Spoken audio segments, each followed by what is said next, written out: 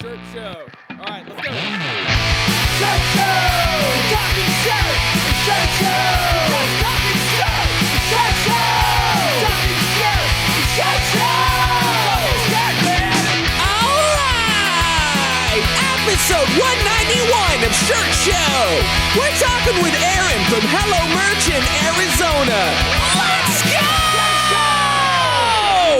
Okay. Check. Can you hear me? Can we hear? Can you hear it? You can't hear my whispers. I think we're going. This is a whisper show today, guys. So as usual, at the last minute, we decided to do a podcast and graciously, Maggie decided to help us set up at the M&R booth because we love her and she's good to us. I got you. Thanks to the team, though, here. Mm-hmm. So how was Vegas? Vegas was awesome. A lot of people thought I was there to go to the PPAI show, but I wasn't there at all for that. I gambled and went to the Sphere, and it was good. Yeah, I heard you put all of your money on red. Well, I came with $500 cash, which is usually what I do, and if I lose it, I lose it. If I win more, that's cool, but I never do. And I got cocky, and I just was playing roulette, and I got up, and I had $500 in chips, and I was like 500 on red, and it was black, and I lost, and I had $100 left in my pocket. Tyler was with us after dinner, and he's apparently a poker wizard, and I gave him the $100, and he made 400 on my 100. And then it was good. It was a good time. He won 12 hands in a row. So he gave you back He gave me my 100 back, and then he kept all the money That's and not gave me fair. nothing. That's not cool. I know. So You needed to charge him a little finance. it was his skills, though. Can I have some? He did set up the whole Vegas trip, though, so it was awesome. Can I Well, have that's some? true. Some of my money? Yeah. Sure. Thanks. No problem. Ready? Frank. So look, it all starts with the screen, whether it's new stretches or restretches. Frank and his team do it the best. To find out more, go to graphicscreenfashion.com, FFFFF, Rank.com. or GreatFuckingScreens.com. cleaning screens is no fun, but EasyWay makes it way more fun. Their line of eco-friendly chemicals will make reclaiming screens a whole lot easier. Check them out at easyway.com. EasyWay. It's the easiest way, baby. I haven't seen Alex yet. No. Have I you? saw him last night. He's got a huge booth over there with Blue Water. He's got a huge booth. GraphX is the source for production-ready digital art and remote art staffing. Go to graphicsource.com to learn more about what they can offer and let them run your art department so you can focus on running your... Shop into the ground. Nobody wants to do that, I don't think, right? Maybe we should. Maybe that's what we should do. Start over in life. Choosing the right emulsion for your shop is complicated, and that's why we love Chromoline. Go to chromoline.com to watch Kev's vids or contact him on the IG at The Emulsion Guru and get the answers you Deserve. Howard Custom Transfers. If you're not using DTF or screen print transfers in your shop, you're doing it wrong. We have partnered with Howard Custom Transfers to get you the transfers you need fast. If you don't buy a Quattro. If you don't buy Quattro. Check them out at howardct.com. I'm out. Love you, Thank Max. you. There it is. So, Aaron, if you want to, could you introduce yourself for us and tell us what you do at Hello Merch? Yeah, my name's Aaron Berns. I work at Hello Merch. My main job is production manager for all our screen printed goods. I just make sure everything gets done on time. We do a lot of fulfillment for bands. So we run web stores and do fulfillment on that end. So we have print orders to keep our stock up. And then the other end of our business is touring support. So we print tours and ship out everything for our clients. Yeah, your guys' big focus is bands, right? Yes. Yeah. Yeah, that's our little niche that we found for ourselves. Yeah. We do take on we've got local clients, but we don't really even advertise for it or anything. Right. It's kind of word of mouth that's built our local business up. And we're kind of not, it's kind of nice because we're not in that undercutting kind of like scrambling to eat up all the local work from everybody. We're our own customer, more or less. The business is split into two parts. There's Hello Screen Printing, which I covered, and then Hello Merch is the merchandise side of everything. which is we sell records, buttons, pins, hats, things that we don't produce in-house. We still stock and carry everything. We have a 50,000 square foot warehouse that's 2 city blocks long. So, Wow. And that's on the steps same. in. That's on the same side as your production. It's in the building. It's got its own area. Okay. Yeah, we keep production separate to keep dirty screen printing away from the nice stuff. I think for a lot of my career, when I think of like web stores and band stuff, like Hello Merch is like in the top 3 for me of like. He's been at it for we're coming up on 16 years. Yeah, So yeah. he was in a Sam the owner was in a band, and just the trouble of getting merchandise and things like that he's experienced. So he took it upon himself to start up the whole thing because he has a great understanding of what bands require. You know, It's usually how these businesses start is with someone being frustrated as hell at a certain thing, and then they just do it better. And Sam's a great guy. I've worked with Sam before. We did live printing for the band shirt day in nice. Rockefeller Center. Yeah, cool. Yeah. Yeah, So- that's another part of our business. It's that's a little bit of a joke that we say, what business are you starting up next? But Right. he got Band Shirt Day going, and He's got Wastoids. Wastoids, his podcast. We're trying to want to get into record pressing ourselves. Oh, really? Yeah. That seems intense. It is. We were looking at buildings, but the pandemic hit, and it didn't work out at the time. And Right. it's down the line for us. It's our. I saw, this is a separate topic, but I saw like Jack White, was it Third Man Records or whatever? Isn't that his thing? Yes. Where he makes all his own now too and everything? Yeah, I've been to that store. I'm originally from Michigan, and Oh, really? going to Detroit, and his little Third Man store is pretty cool. That's awesome. Yeah, I respect what he does in getting out of print things and Right. keeping them alive. Right. You know, a lot of that music can be lost. Do you guys feel like records is like a huge part of that business now though too? Because a lot of people, absolutely. it went back hard. Yeah, absolutely. I don't have the exact numbers on vinyl we ship out, but I know like next week we have a new release that's 3,000 pre-orders going out the door. It's crazy. Did you see they were pressing records out here in the lobby? No. I don't know doing what, but how, but I saw it. There was a big Oh, line. I saw records for sale. Or a yeah, booth but with records. they were heat pressing them somehow. I don't They're just know. putting their name on it. Is that what they're doing? Yeah. So and then so our building has its own kind of business as well. We've got like an event space. We started up 2019. We got the building. It took most of the year to renovate it, and 2020 we're going to start events and things in our event space. But the pandemic just kind of killed that. Right. But we're starting that up this year. So the building's actually another business for us. It's got a nice space that you can rent out, conference room, 2 event spaces. So That's one of those things, like a lot of us printers that were in bands, like I feel like my early dream before I was a screen printer was, I want to own a venue. yes. So to have that space is pretty sweet. You guys could have and it shows was, and stuff. the only in February 2020, right before the pandemic, he did his little band reunion show in the event space, and it was a hit. And then 2 weeks later, COVID shut everything down. You know, Sucks. so how did you get into all this? Were you a printer long before, and then you Yeah. decided I'm gonna tell everybody else what to do? well, yeah. Yeah, I started out as a printer. I learned in high school. We had a class that vocational school that you could go to. So I would take I would go there and took graphic design and printing and learned. This was still in the days of cameras and dark rooms and developing your film and making positives Right. yourself. Early days of Photoshop and Illustrator. Yeah, and so my teacher got me a job with another teacher's husband who had a print shop, and started manual printing, moved out west to Phoenix, and got a job being a printer, and it's just grown from there.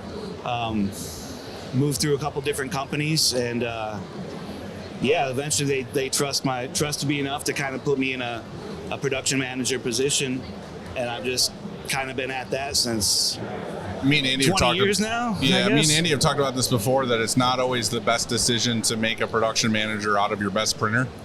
I've heard you guys talk about that, and it's definitely that's the hardest part. Not saying you're not a great printer. No, I'm just saying that, like, how do you feel about I'm trying that? to always improve. The hardest part of it is the human side of it. You can schedule yeah. schedule things, presses run an X amount per hour and deadlines, and you can make all that work, but the people part is the hardest. Yeah. The hardest part. Wouldn't you say though, as a press operator, at some point you burn out of that, or maybe you feel like you've plateaued, and you're looking for more? It's at some point. I mean, is that how you felt when you were on press? Were you wanting to get off press, or? At the time, it was like our production manager left, so it's almost like somebody needs to step up into the role, Right. And you gain that trust, I guess, from the ownership about if you can handle it or not. It's more of somebody has to put faith in you and give you a shot almost. But yeah, as a printer, like, that's kind of where you top out, and like, where else is there to go? You can get into like the art side of things or pre-press side of things, but like, that's kind of like the top position in a shop. Is like, Right. where do you go beyond that? Which do you think is more stressful, running a press all day or being a production manager? Oh, dude, that's easy question. I think running a press is pretty stressful. If you're a production manager and you have everything set up and you have operating procedures and you know what you got your schedule down, and outside of like tracking goods and deadlines, that's the biggest stress, I would believe. But a press operator has to deal with all the problems of Just running the job. Just running the job, and shirts being a pain in the butt, or something not working on the press, screens breaking, and then on top of that, you're responsible for actually getting the job done and staying on schedule. Yeah. So I think that's a bit more stressful position. I got a question for you. So one thing that we've been kind of struggling with is more. Bill's a great production manager. Like, if I said, hey, here's the jobs we need to do, this is what we need to get done, like, they crush it as far as printing and like quality control, like everything that has to do with the actual manufacturing is like great. The hardest part we have and he's having is just managing human beings. Like, someone's in a bad mood today, or someone's whatever, they got in a fight with the person who's catching at the end of the dryer or whatever. Like, how do you manage that part? Because to me, like, the rest is like, oh, we can do math and we can like lay things out, but the human aspect is like, what the hell? Like, and I'm kind of like realizing myself as like a little bit conflict avoidant almost. You don't want to. That's a hard thing. Is stepping in, and like, you have to be that manager and you have to take care of those things. We had an incident where people were screaming at each other, and you just have to step in and sort it out. And sometimes it's just everybody has a bad day. So do you send somebody home? Like, is that or do you tell them to go like talk it out, or is it more like a one-on-one HR thing? It's a one-on-one HR thing, and the instances we've had, I try to get both sides, separate people, let them cool down. Fortunately, we've only maybe had 2 incidences in 5 years, and 2 of the people ended up getting let go. Like, it was just right. It's more of a people thing than. They were just kind of like a bad fit, I guess. Yeah. You got to kind of find the right people. So, and it's taken us like 4 years. We've been at it 4.5 years since we started production, and we've got a great team now, but we filtered through like 40 people to land where we are a sweet now. Crew. That's the hard part is the people, and I just feel like it's not necessarily people are having an actual argument. It's more like someone gets pissed about the way someone does a job or something, and then it's like, all right, well, let me move you over here and this and this. But like, I feel like those things build up to where it's like the discussion usually ends up being like, is this person not good at their job, or are they in like a weird part of their life outside of work, or are they like, are they not a good fit for this position? I feel like just in general, it's a hard job because you're managing human beings. Are you saying that like they get upset with other departments because maybe that department's however they're doing something makes it harder on them? Yeah, well, it's usually like shop versus the sales floor. You know what I mean? Like, they butt heads, or it's like I said, like press op versus press op, or Have you guys ever something. had people shadow different departments or actually do that other roles? You know what I mean? Not necessarily cross train, but just live a day in somebody else's shoes. Yeah, yeah. We do it in our production area, so I have like folding and finishing. We have the presses. We have screen department. I kind of take everybody around every try to do like once a quarter.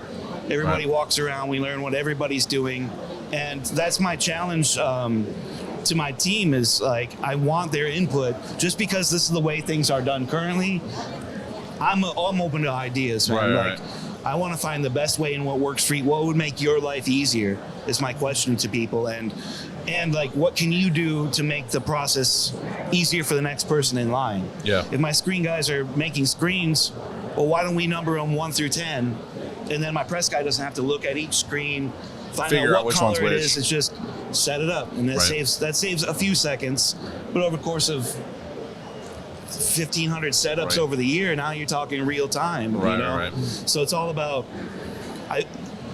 I want, so in to answer your question, in our department, we kind of shadow and move people around. I've got some cross training. People will start in screens, get a handle for that, move over to the presses, just as career growth. Or you start as a catcher, you work your way up to a printer. We've had, we haven't hired a single person with any screen printing experience. Yeah. We trained everybody from the ground up. So when is you- that your go-to? Like, that's what you prefer? Yeah, I guess we probably just haven't had any applicants that are screen printers either. Strangely enough, we do all our hiring through. We'll put a post up on social media saying, "Hey, we're hiring entry level. No, Right. no So experience what's nest entry builder." level for you? Is that at the dryer? Yeah, we'll do a dryer. I've had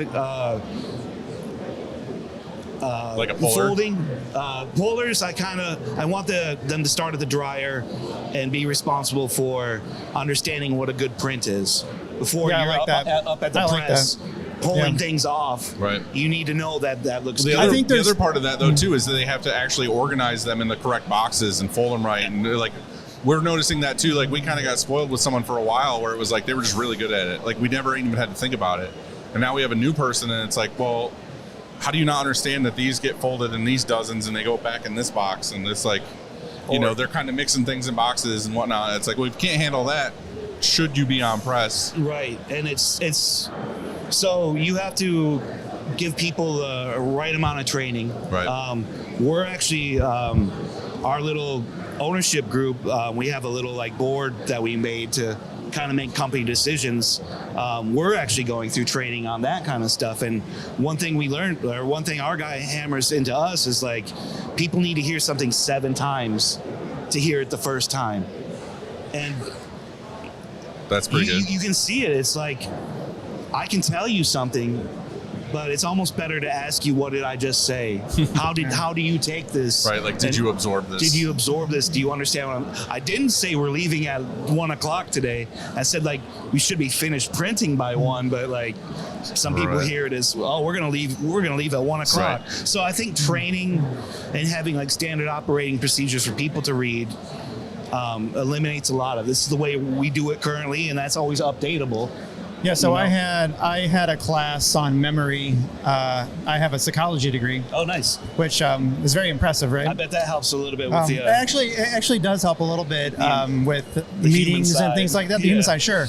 But we had one of my classes was on memory, and the other way to commit something to memory, besides repetition, is to scare somebody. So you need adrenaline. When adrenaline releases, it commits whatever has happening to long-term memory. So think about it like So if you say, you're like, fold this, and you go, fuck. exactly.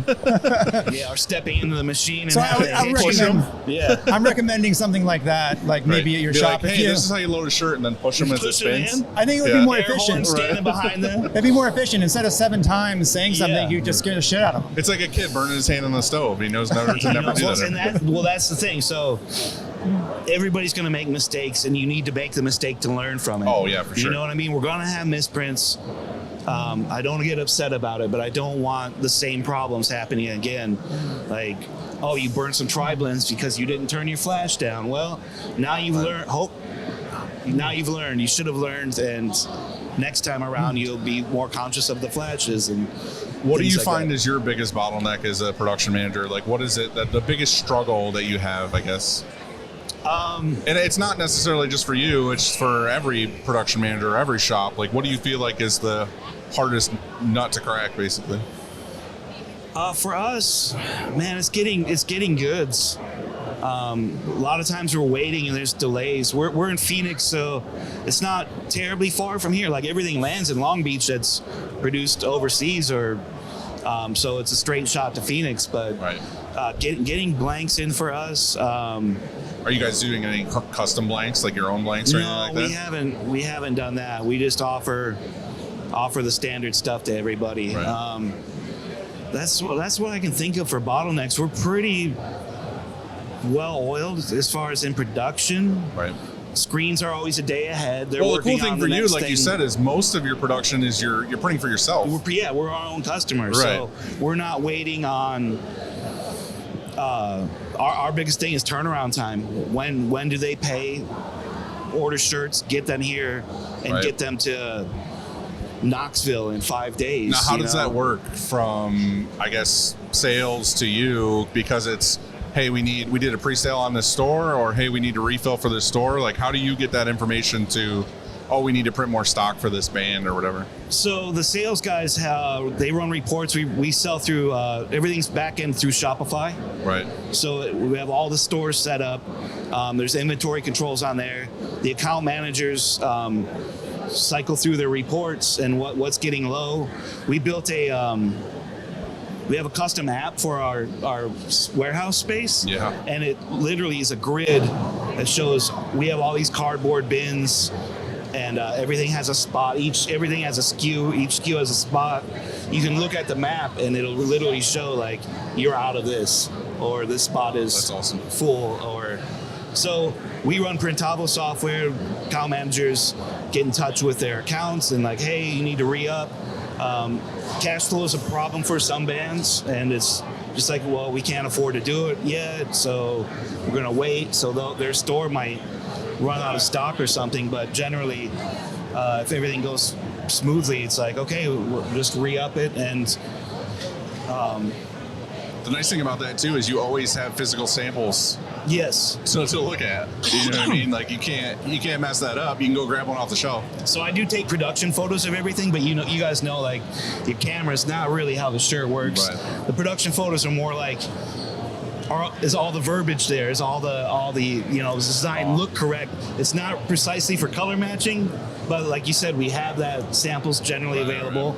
And it trips me up with discharge colors, and you take a picture of a golden shirt and it looks yellow, and you're like, Well, the thing with that too is you could get a different blank, and the discharge is going to look totally yes, different. that's the worst.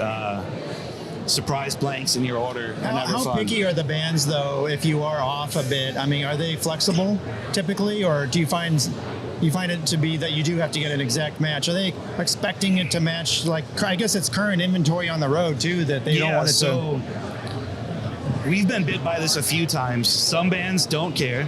Some bands And really it's always care. the one you don't expect too that cares so much. Yeah, and so we implemented a process where our production artist will make you a mock-up to send back to the customer and say, this is what we're going to do.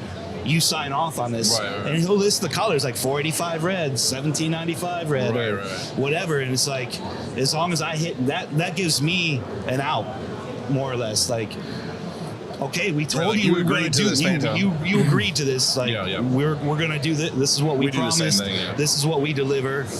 And we've been bit too many times in giving discount, like, try to keep everybody happy, smooth things over. Like, we have given discounts and stuff, but I want to stop doing that. Like, that's money out of our pocket to discount shirts because the left chest is a half inch bigger than you wanted. Right. And so we dimensions, colors, here's what it's going to look like, here's what we promise. And if they sign off on it, that kind of gives me an out. Are you guys offering or is this something you have to do with certain bands, is do physical samples before you can print the large run? Like they want one mailed to them? A couple bands, yeah. Very, very few. I think the account managers have built. What happens with some bands is one manager handles 15 bands. So you develop those relationships and they're confident in the product you're going to deliver. So you built that trust. Right. And some don't. Some customers do want a sample though, and we'll provide that. We were working for this management company that was dealing with a ton of bands, and they were really big bands, and you'd be surprised at some of the band names, and they'd be like, oh well, this one huge band would just be like, print it, whatever, the mock-up looks good, print it. And then there'd be this other band that was like, the management company would give us this, and they were like sending us a ton of business, and they were like, hey, we need a physical like one-off mailed to the band to approve.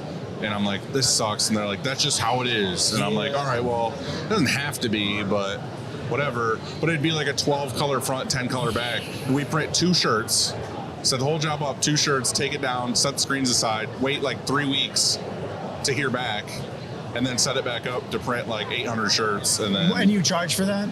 Well, that was the thing, is when we got them, they were like, well, we don't get so-and-so we worked for before didn't charge for that. I was like, well, that's bullshit. Like, you're like, I do. Right. Yeah, exactly. That's but then they were like, well, we're it. sending you like, thousands and thousands of orders and blanks and whatever. Like, do you want to do this or not? And it was during like weird COVID times. And I was Sometimes like, well, fuck with it, we'll that, take though, it. I kind of think like it's almost better if you do for your own. It's like cover your own ass, because if you don't do that and you send it to them and they don't like it, they reject it, let's say, we then you're basically fucked. told them, like, once the slowness stopped, we were like, yeah, we don't want to work with this anymore. Like, I'll take reorders if you just are like, print this. Yeah. But I'm not doing any more like production samples. This is horse shit. Like, I'm not setting up a 12 color.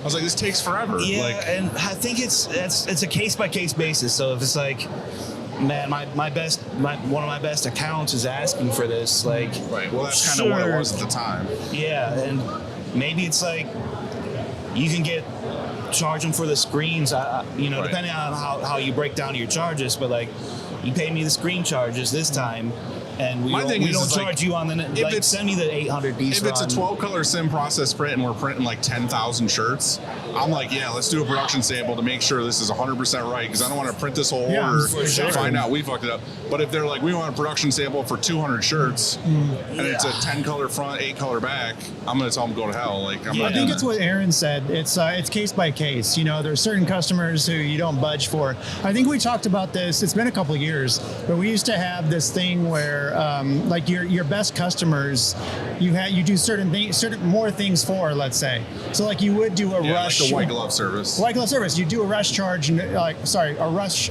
service, no charge. You know what I mean? Like you would just take care of them. Whereas another customer, you'd be like, sorry, there's a rush charge. And so I think that it's important to know, and like which customers are going to get that kind of service, and know when to always. Like, you don't always do it. Like, you don't every single time maybe do it. But I think part of the problem is like, am I the person deciding that? Like, is Aaron, are you deciding that? Like, when you do that sort of service? Like, who decides? Well, that's the funny thing too, is like me, I get these big accounts, and that's my job. That's my role, is to like outreach and find new clients and whatever else.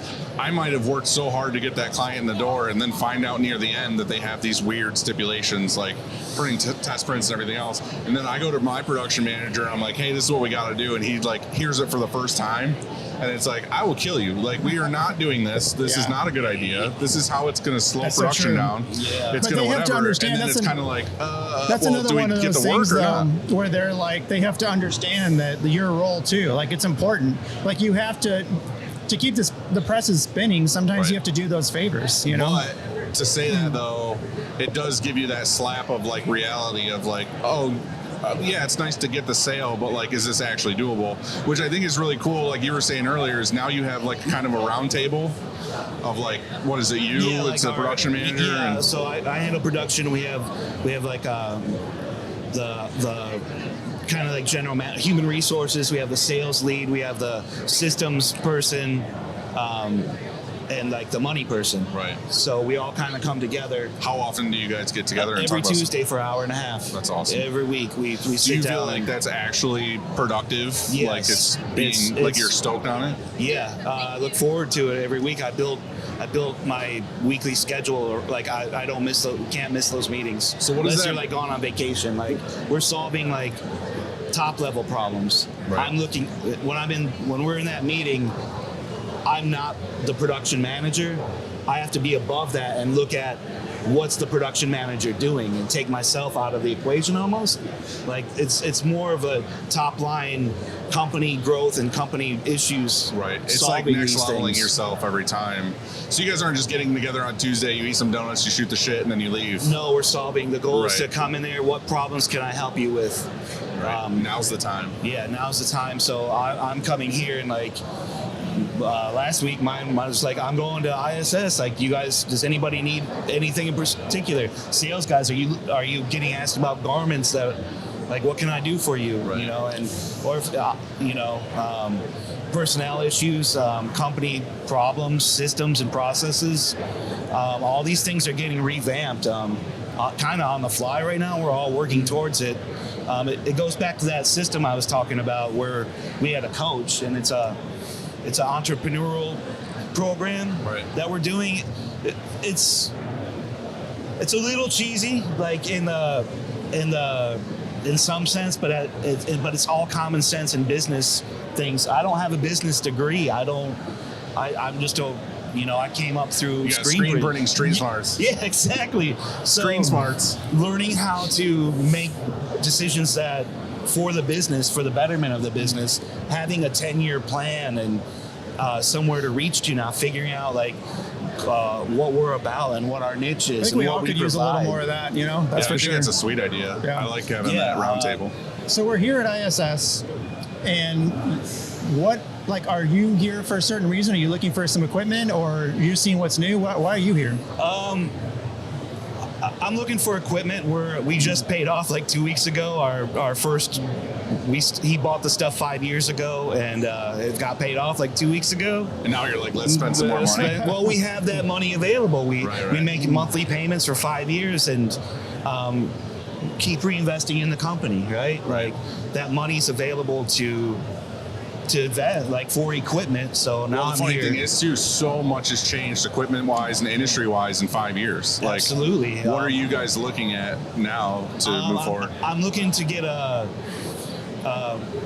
we're heading towards 100% water-based production is our goal. Right. Do so- you like that?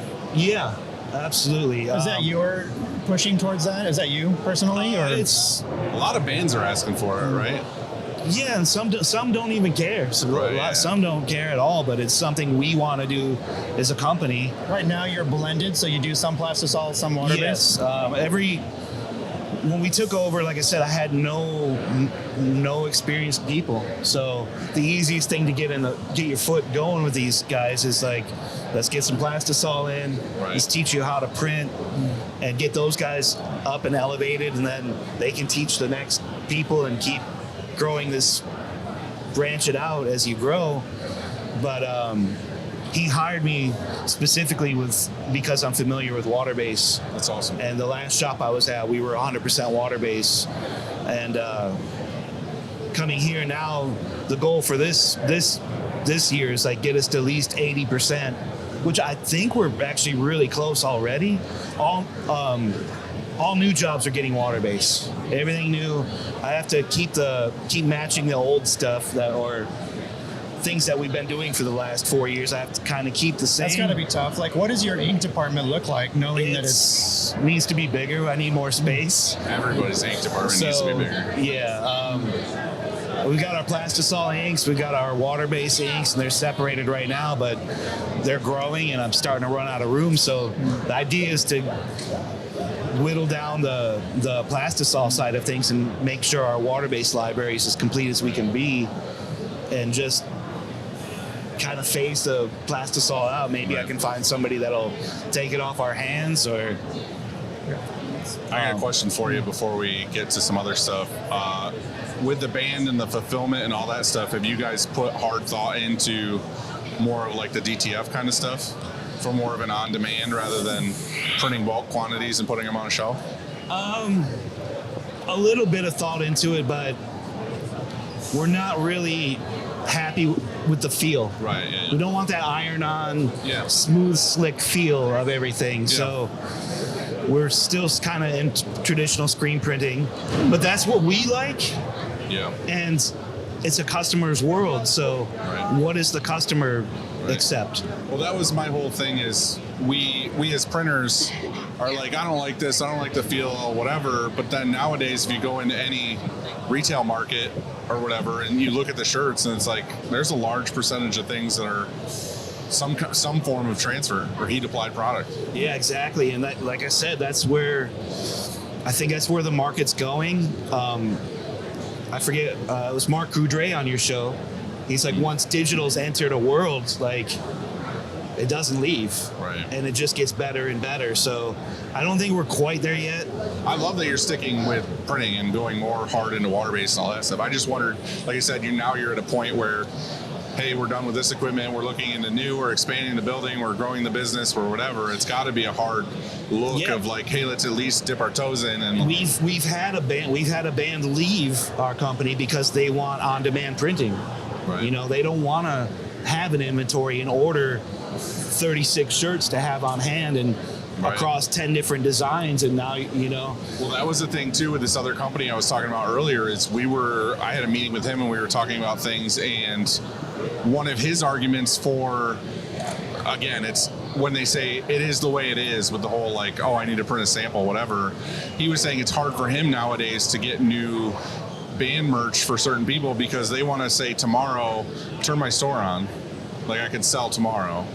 But when you're printing everything, you're kind of like, all right, well, give me 2 weeks to like print the stock, put it in on the shelf, and we're gonna have everything ready to go.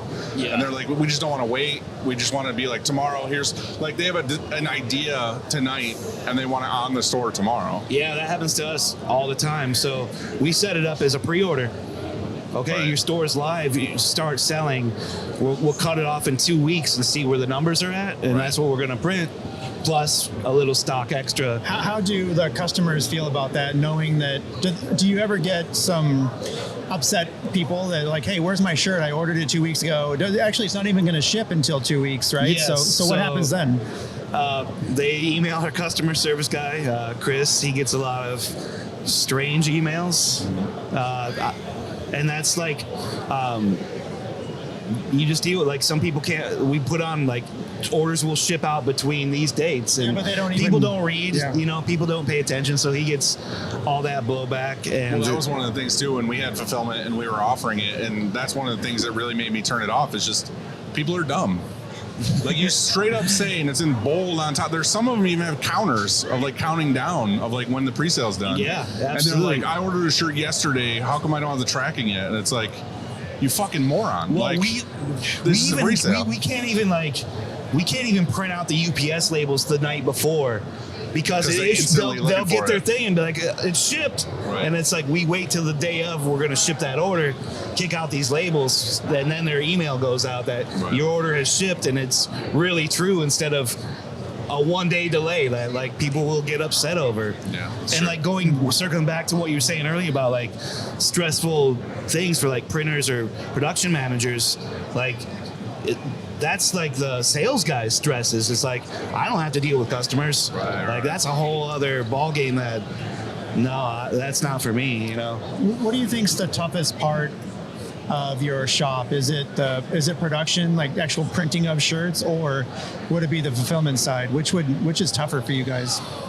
I think the receiving is really tough because so many products are coming in. You're taking care of the printing side, sorting all the shirts out, but then like bands just send you stuff and don't even tell you they're sending you anything. What do you mean, like stickers or? Yeah, we got some Christmas cards for a band, and they were addressed to the salesman, but like, from what band, from who? And like our shipping guy's like, what is this? And he's supposed to find the product and be like, I received this. But we get a lot of just random shipments from bands, you know? We try to have a form. There's a submission form for like, what are you sending us? But not everybody uses it, you know? It's supposed to make life easier, but for us, but not everyone fills it out. Yeah. So that's the hard part, I think, for us. Fulfillment has a bottleneck where they're like, we got 4,000 records to ship this week, and that's all hand hand packaged Yeah. things. Records so, are really hard to ship too, because Yeah. you're afraid they're gonna melt or bend or break or Yeah, whatever. we have a little record mailer that we made. It's got our logo printed on it and instructions for the carrier to be careful with it. And Which side do you have more people on? Like, is your fulfillment team larger than your production team? no, my production team's, counting myself, we're 12. Okay. The whole company is 33 people. All of So they have, they've got like 4 or 5 on the fulfillment side, but we'll go to help. Like when things are slow for us, we'll go over there and help them. Okay. When we get busy, they'll send people over and help us. That's the nice part of the two companies is there's always something to do. Right, you can shift them around. We're slow in January. You guys know how January is, man. Yeah. Like it's dead for printing, but we just got a new client that like is huge for us, and starting Monday we're shipping out a ton of their records. So I don't have to worry about scheduling one of my presses next week because they can use 3 people on the other side of the company. I would That's love sweet. that. Yeah, Yeah. that's great. That's great. It definitely helps for slow times. Yeah. And when needed, man, all hands on board. If it's not a store reprint, restock can kind of get pushed to the side a little bit, I can run that next week. It's not a big deal. Tour shipments priority. Pre-orders, like these have to be available. Right. But that's my blessing is we're a little bit flexible outside of that. Like, a restock can be done next week. Let's go help these guys get these Right, stuff out they the need door. the merch on the road. Like if they miss even a date, they lose a lot. Yeah. Yes. Yeah. That's the hardest part because it's out of our it's out of our hands. Once it leaves the door, Right. shipping delays are the biggest nightmare for us. So like we try to build in a buffer day, and just even with this blizzard this last week that hit the south really hard, we missed a show. That sucks. And it's not our fault. It's just the Was that in weather shipping got or was it? It was before? the shipper. Shipping. Yeah, When you get that UPS notification that says due to bad weather, inclement weather Yes. or whatever, that's the worst. That's the word. We try to build in buffer days for ourselves. We ask them like, can you take it early? Is there somewhere we can ship this? UPS store. UPS stores. Venues don't have the space, and they might not be open every day of the week. We always do a UPS store Yeah. because then it won't get lost. There's always one near a venue in some case, Yes. and it's always I been like really that good. tip. Yeah. Yeah. Well, thanks for being here. We're gonna do real quick some over-unders, and then we'll let you go check out the rest of the show. Awesome, man. Thanks, you guys. Yeah. And I really appreciate what you guys are doing with like the community and stuff. Thanks, man. You know, it's like everybody should be sharing information. It's not I think it goes back to that Mark Coudray show again, where he's like, it's not a trade, like a big secret. Like you Yeah. share what you know Gatekeeping everything. and build a community, and that's Yeah. been the nice part of this for me is in this go around of our business is building the network and the community and being able to talk to Yeah, people. I it's- think it's fantastic what you guys do. It's always little things from everybody we talk to. And like I always say, like I selfishly get a lot out of this too. Like even talking to you makes me really want to talk to Bill and be like, maybe we need our own round table. Like let's like literally come in with a plan every week of like, how can we elevate this?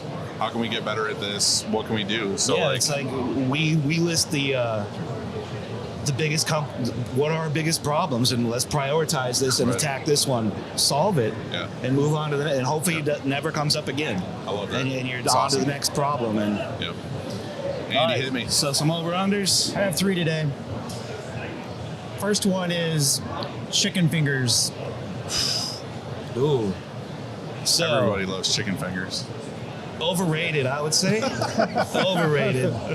Everybody does love chicken fingers, but It's they're hit or miss. Yeah, I that think is true. there's a lot of misses out there. I'm gonna say something that might be weird, but it might just be a weird texture thing for me. But like, if I ever get chicken fingers or tenders or whatever it is, like, this is gonna sound so creepy. I like when they're like skinny, long ones, not like fat, chunky ones. You know what I Okay. mean? Oh, Like I always pick feel those you. out. I feel you. You actually got pretty. Basically, you had chicken fingers last night. Giant They were chicken just finger. giant. Yeah. Were they crispy or like No, kind of me mushy? and Frank, Actually, me, Bill, and Frank, I think all got the. And Anthony, Frank's son. Yeah, all got the chicken, mashed potatoes, gravy, like country fried chicken, basically. And I love that meal. It's so good. You can't lose. But yeah, anyway, the chicken tender thing, properly rated. I think you're right. I think some people do a terrible job and they call them. I think the mistake is if you get chicken nuggets, that you don't want that. No, yeah. I think they have to be fingers actually, and they're better. So and then chickens they have are fingers? underrated. Yeah. Next we have dimly lit restaurants. Ooh. They're good for under the table fun. Yes. I would say properly rated. I don't hear people raving like I feel like it's weird when the restaurant's dark as hell and then they have a spotlight on your table. yes. Yeah. And then it's just burning in your eyes the You entire got these time. weird shadows on your table, Yeah. like puppet shadow theater. I like them though. I like when they're moody. Yeah, We went to I some think really good they're- ones in Las Vegas. I think they're appropriate sometimes, but I'm going to go with severely overrated because I went to one, it was 2 nights ago, I think, and we went with friends. And I tell you, like, you couldn't read our menu. Like, you couldn't even see hardly each other. Like, I had to get my phone out to look at. Because their food sucked and they didn't want you to see it. They actually had. there you go. They actually. That's the truth. These chicken fingers are gross. And we actually Find did out order it's chicken fish fingers, sticks. by the way. We did, and they were delicious, but you could hardly see them. I don't know what the fuck they were. They tasted like Bro. chicken fingers. So I'm with like I like some light, a little bit of light I like anyway. a candle. Yeah. Yeah, You know? darker bar. I would prefer a bar over a restaurant. I well, would say. Yeah, that's It for was picking kinda up both. ugly chicks. That's all that's for. Yes. Or ugly males, whatever you're into. All right, last. And I've been using them a lot these past few days. This and is so going to be something about health or so I vitamins or have some it's shit. nothing about health. It maybe could be, but I'm going with Uber. Oh. Yeah, what do you think about Uber? Overrated. I mean, man. overrated? Yeah, he's like, fuck this. All this stuff sucks. No, I think the restaurants were even for me. Okay. Chicken fingers are overrated. Uber, overrated, man. It's useful though. I must It say, really is. with all the traveling that I do, I feel like the old school way of thought, and there's still friends I have now that like always run a car. And I'm like, dude, I don't have to worry about picking it up. I don't have to Yeah, worry about true. dropping it off. I don't have to put gas love in it. it. Yeah. I don't like Yeah. even now we have that They Airbnb would- and it's like a tight alleyway. It's like I don't have to park a car. I don't do anything. I Yeah, walk if you're outside staying of my where we're place. staying, there's a valet charge. Like there would be overnight Yeah. parking, fees Like I and walk stuff. out, So I hit Uber. It says, "Fucking some John's on his way. He's gonna pick you up." That's right. He's bumping some music. You get in. It's uncomfortable. He So talks to you're you about going with cats. what? Properly? I mean, I think it's properly rated. I would say underrated for the people who still like fucking renting cars. man, can I change? He kind of swayed me. But Can I change? since I've been to Long Beach, it's been the worst Uber experience I've ever had. I At had the a couple airport, bad we sat ones. for a half an hour while it just tried to find us a car. And then even coming from the Airbnb to here, it didn't work. And then Bill had to use Lyft. So I don't know if it's just Long Beach in general, but like seriously, Uber has saved me a million times. Like even from a bar or something, you Yeah, could true, like I don't true. drink, but like if you have drunk people, you're like, I'll call you an Uber. I'll take you right to the hotel. Like you don't have to True. drive. Well, nothing. Safer. Well, what about chicken fingers and a dimly lit Uber? As long as you're dipping it in something that's not from the Uber, I like it. I like that. then we're good. All right, yeah. On that note, What if you mistakenly grab something you think is a chicken finger? On that note, thanks, dude, That's for good doing this note. with us. Thank you, Appreciate guys. it. Yeah, hell yeah. Thank wow, you we for can being actually here, shake dude. hands like Yeah, it's we're nice. here. You It's got live, right in front of us. It's It's like, awesome. Nice. Hey, Oh, nice. thanks, dude. We'll see you. All right, guys. Bye. Thanks.